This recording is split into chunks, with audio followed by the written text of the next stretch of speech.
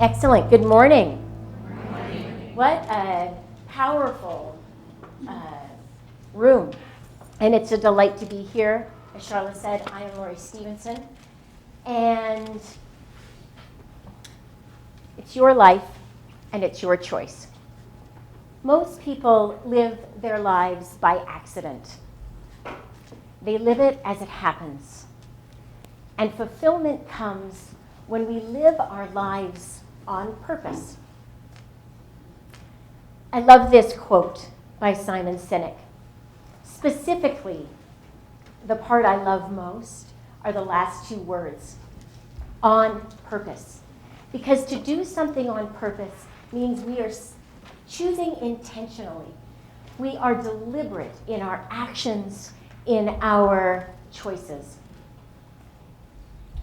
And when we choose, consciously or unconsciously, we create the opportunities and the life that we experience. So many years ago, I asked a mentor of mine, am I living up to my potential? And she said no. Now, I'm not exactly sure what I wanted from that particular question. It's not like I thought I was going to get the free pass and I get to coast through. But I was hoping for maybe just a bit more than the no. Still, the no, it echoed. It stayed with me. And it caused me to pause and to reflect, sort of take stock of where I'd been, where I was at that time, and where I wanted to go next. And life, as you well know, is full of choices. So I want to share 3 stories from my experience of choices that I have made. I've made more, but these 3 specific ones are ones that were well-intended to take me toward the life that I imagined for myself. So let's start in my 20s. In my 20s, I was diagnosed with lupus, which is an autoimmune disease. And in those days, which would be pre-internet days, not to give it all away, but it'd be pre-internet days, the only way you could learn about any of this was through journal articles or through your doctors. And none of them painted a very rosy picture. So I was sort of struck with this situation.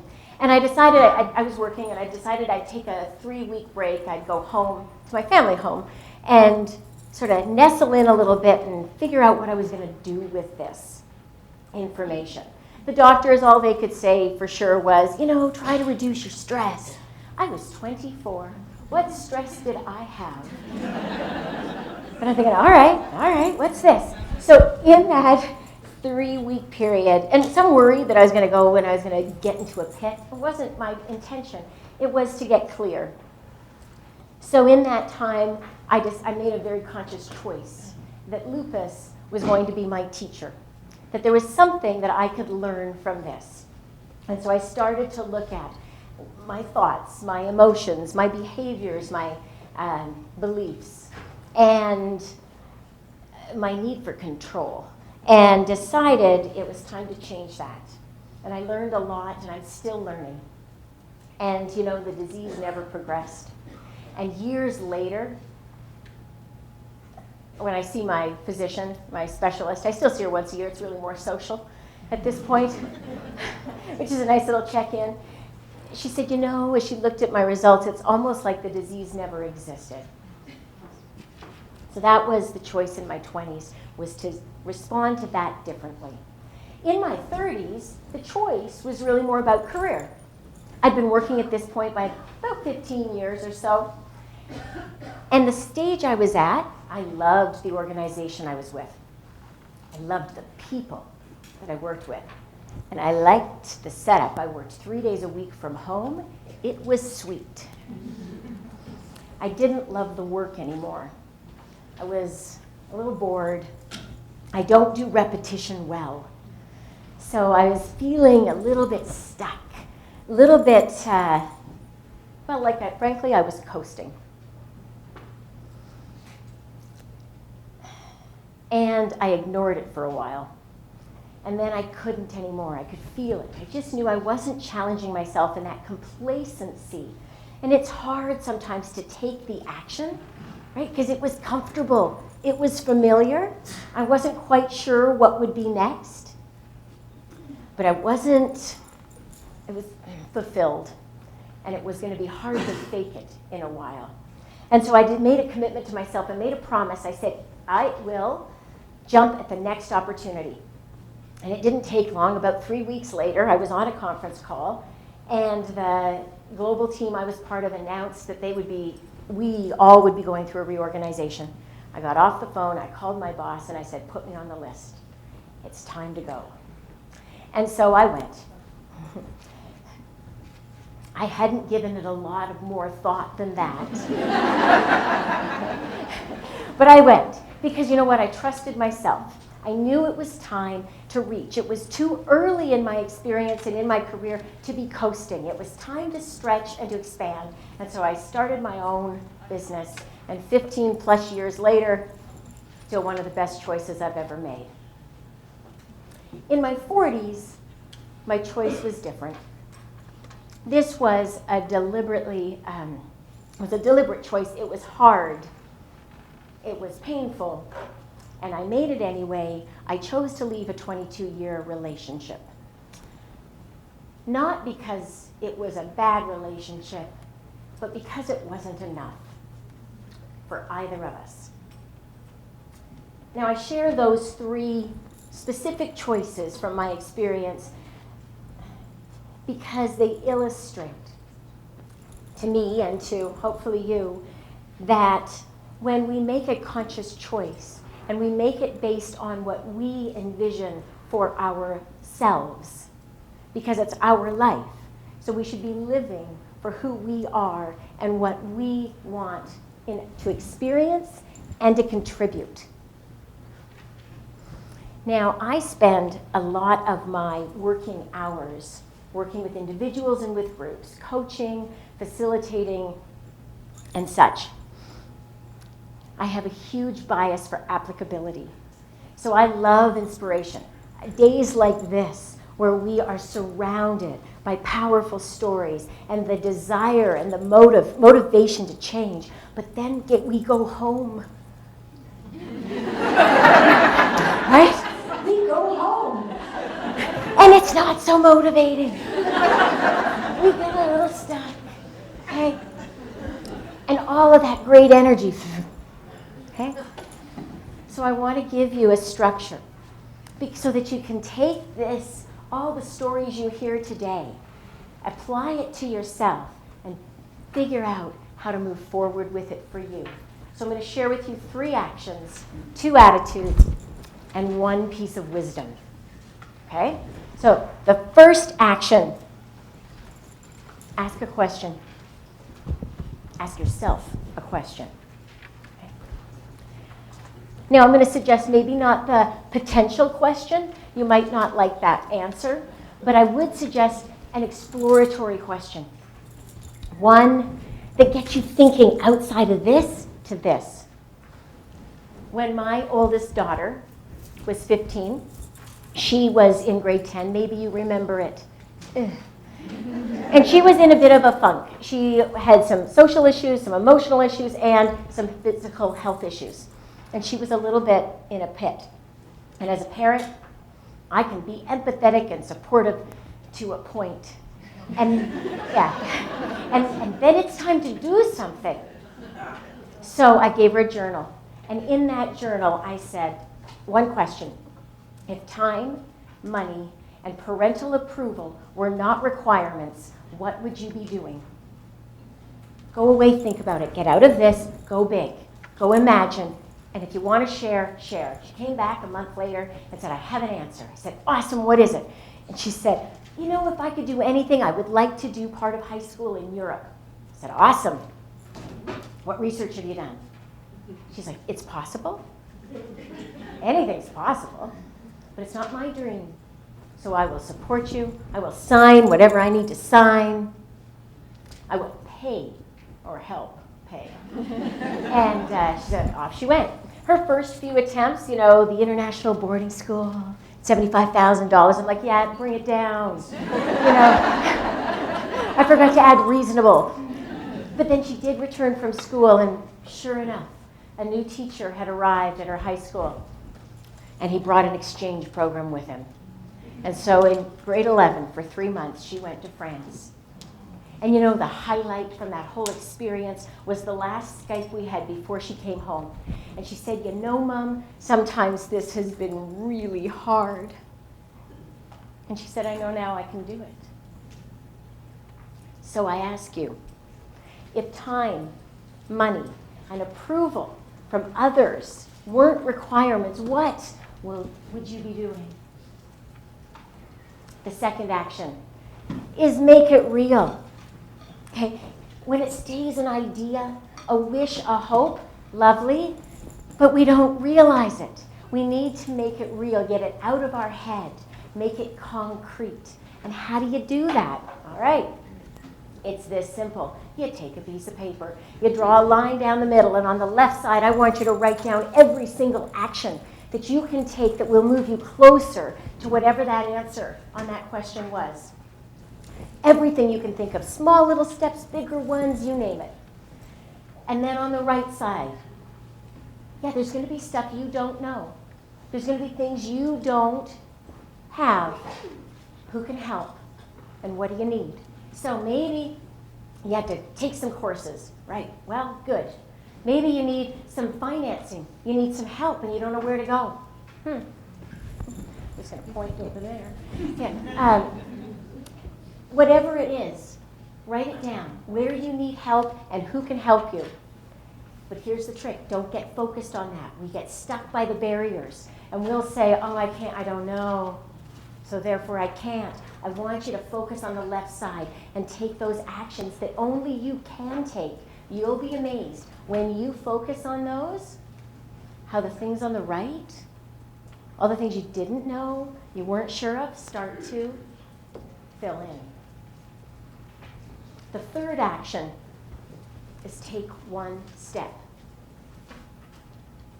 You don't have to have the whole plan laid out to take one step toward it. So I have a question for you. How many of you have ever been in fog? Yeah, okay, yeah. Maybe this morning, snow, but fog. All right, so you're driving in it, you're walking in it. What's it feel like? Lost, thank you. All right, and it's close and it's dense and you can't see very far. What happens when you take one step into that foggy space? What happens right here? It clears. You don't have to be able to see it all to be able to move into it. We just take one step and it clears. And then you know what? You have enough information, you take the next one. And pretty soon, you're further along toward that goal than you realized. So those are the three actions. Now, we got to get our head in the right space. So I'm going to suggest two attitudes that we can adopt. The first is an attitude of betterment. And I love this word, betterment, because it is the act or process of improving.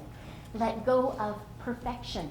It doesn't exist and it will keep you stuck. When we focus on betterment, we are inviting, first of all, an attitude of appreciation and gratitude. And it's kinder on ourselves. Am I better than I was yesterday? Do I know more than I did 6 months ago? Am I further through than I realized? And when we adopt an attitude of betterment, it allows us to take a bit more risk and reach a little bit further. Our second attitude is one of adjustment. We gotta be a little more flexible. Things, I don't know if you've noticed in life, don't always go according to how you planned. Yeah, that's like, oh, now that is interesting. And then you think, okay, what do I do now? When we are a little bit more flexible, a little bit more agile, where we let go of it having to be just so, and we in full control, we allow things to surprise us. The path to take a different direction, and it leads to something you never even imagined. Betterment and adjustment. when you combine those with your actions, you're getting on your own side, is how I like to say it. You gotta be on your own side when you are moving towards choice and change. Now, for the piece of wisdom. Watch the loftiness of your goal. And what do I mean? Big goals are great. I love them. For some reason, though, if we make them too large, too big, we get a little frozen. And we aren't sure. I don't know, at some point, like the whole purpose thing, I love doing things on purpose. But at some point, we all started to think that having a purpose meant we had to affect humanity at a global level. And that's great. We can get there. But sometimes that can overwhelm. So watch our scope. And I have a picture of the David up here. This was sculpted by Michelangelo in the 1500s. Have any of you seen it in person? It is magnificent. And I'm going to hazard a guess that when Michelangelo accepted this commission to create this sculpture, he didn't stand in front of the block of marble and declare for himself and others that he now, Michelangelo, was about to sculpt the greatest masterpiece known to mankind that would be revered for centuries. I wasn't there, but I don't think he did that. I think they asked him if he wanted the commission. 2 others had had it. 2 others had dropped off, said, can't be done, the marble is flawed. I suspect he stood in front of it and said, oh, sure, let me see what I can do. Let me see what I can create. And 2 years later, and then 500 years later, it stands. When we scope appropriately, we're more inclined to take the action and the movement.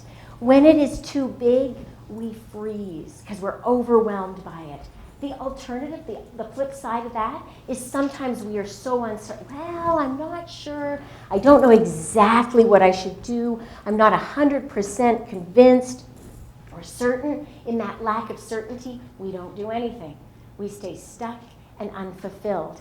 Either way, whether we're frozen because of the magnitude or we're overwhelmed by the uncertainty and the lack of clarity, either way we lose because we don't do anything.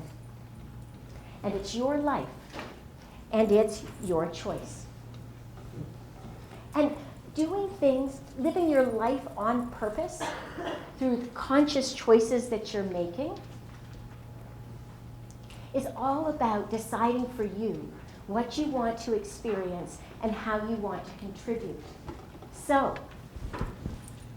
if time, money, and approval from others weren't requirements, what would you be doing? What are the actions that you can take to move you closer to that answer? And what's the first step you'll take? And when will you take it?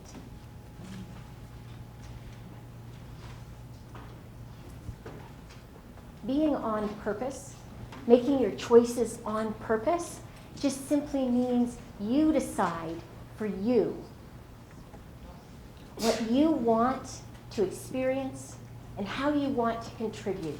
Not for forever, but for right now. And when we live that way, daily, purposefully, we're fulfilled.